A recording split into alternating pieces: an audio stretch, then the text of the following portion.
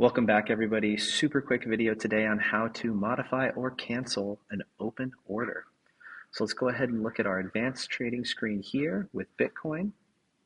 Let's go ahead and make sure we're on buy and limit order. Let's select a price from the left-hand side column here and put 100 USDC into buy BTC. So we've now submitted an order. We see that it's open and hasn't been filled yet. So say we actually want to modify this order. We can go ahead and click this button here. We can modify the target price that we actually meant it to be. We can modify the amount that we wanted to purchase at. And if we click out of the screen, we can actually go to this little red cross here.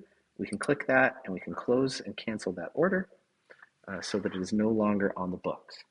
I hope this was useful. And as always, if there's any comments or questions, throw them in the comments below and we'll be sure to get back to you. Have a great day.